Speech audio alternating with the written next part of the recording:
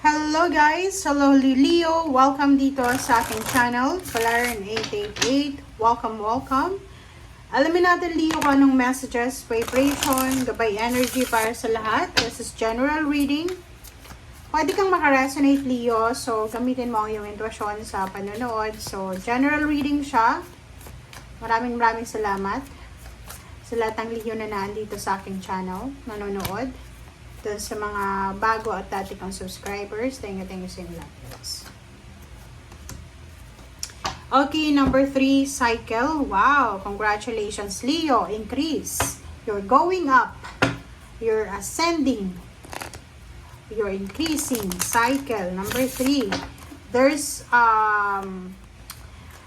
financial success, financial celebration na pwedeng mangyari Leo.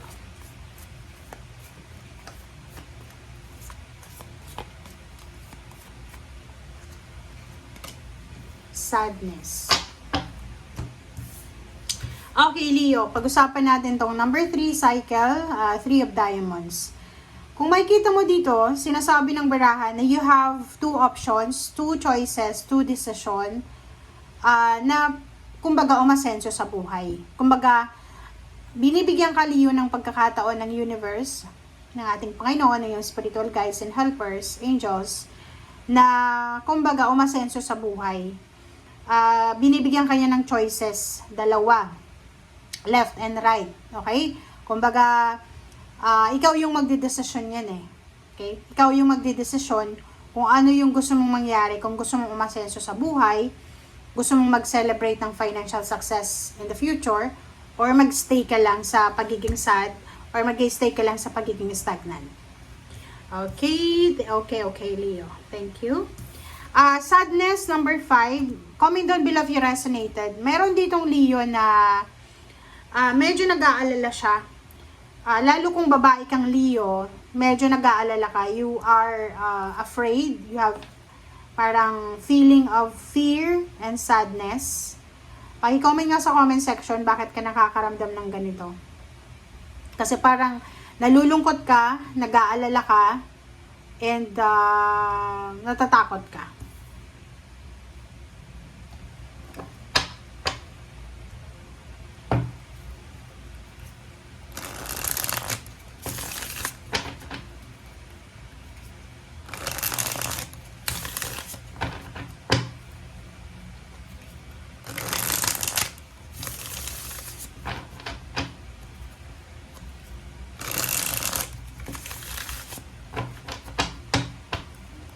Okay, Leo.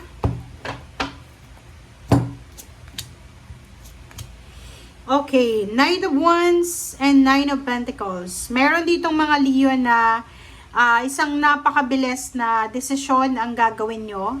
And yung desisyon na to ay posibleng kikita kayo ng malaking halagang pera. I hope na legal siya. Kasi ang Knight of Wands na to ay parang nagsasabi sa'yo na isang exciting na opening, is either work or business or maybe travel or maybe trabaho to na pwedeng pagkakitaan ng malaking halagang pera. So, ihanda mong sarili mo kasi etong good news na to na darating sa'yo ay posibleng hindi lang ikaw yung magbe-benefit dito kundi buong pamilya financially. Sinasabi ng baraha sa'yo dito Leo na wag kang masyadong malungkot sa ngayon kasi like for example sa ngayon siguro wala kang trabaho or maybe you're suffering financially. Sinasabi ng baraha na hindi ka dapat nagiging malungkot kasi may sinasabi yung Knight of Wands sa'yo dito na may exciting na pangyayari na darating bukas, makalawa or sa next year, next months na pwedeng financially ma-enjoy mo yung karangyaan. Okay. Yung ibang Leo dito, if you are single, sinasabi ng baraha sa'yo dito na isang relationship, isang friendship, isang collaboration, alliances, or any attachment, ang posibleng i-offer sa'yo. So, maybe this is new. So, kailangan mong mag-leap of faith, kailangan mong magtiwala. Kumbaga, hindi mo sigurado kung saan papunta itong relationship na ino-offer sa'yo, itong trabahong ino-offer sa'yo, itong friendship na ino-offer sa'yo, but you need to trust the process and trust the universe. Five of Wands, nako Leo, comment down below if you resonated. May mga tao sa paligid mo na nag-aaway-away, maybe involved ka, maybe kasama ka, or maybe kakampi mo yung isa, or maybe yung isa, hindi ko alam kung ano yung pinagdadaanan mo, but sinasabi ng baraha sa'yo dito na mag-iingat tayo sa pagbaburn ng bridges, 'di ba? Kasi kung makikita mo dito, merong ditong, tingnan mo nga, merong umaapoy 'di ba? Is either diskusyon, is either competition, is either sa trabaho, pamilya, kaibigan. Meron dyan na apoy. Umiinit yung apoy.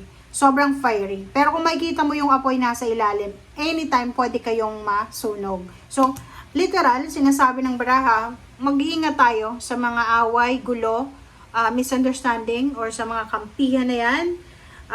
Lalo na sa mga away pamilya or trabaho kasi kayo din ang posibleng maapektuhan yan.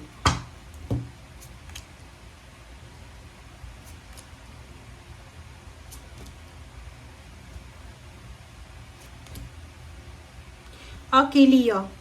Leo, the world, Four of Pentacles, and then the Moon.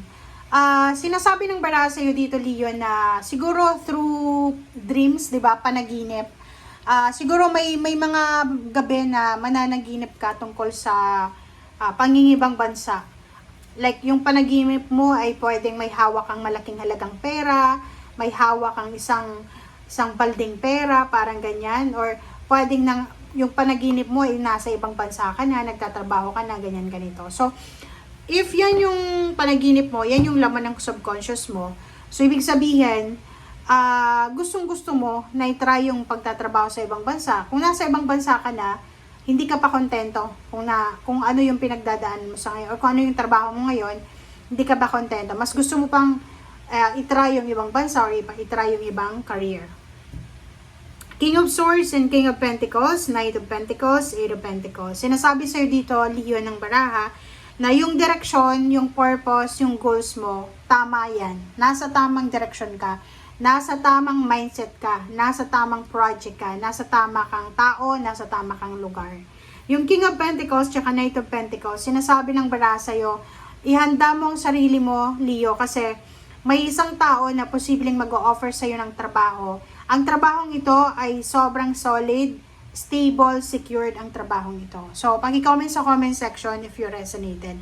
Ang pwedeng mag-offer sa'yo ng trabaho is Earth Signs, Virgo, Capricorn, or Taurus. Or maybe ikaw yung mag-offer ng trabaho sa isang Earth Signs, Virgo, Capricorn, or Taurus. So, nakikita ko sa'yo dito, Leo, na kailangan mong mag-focus sa ginagawa mo.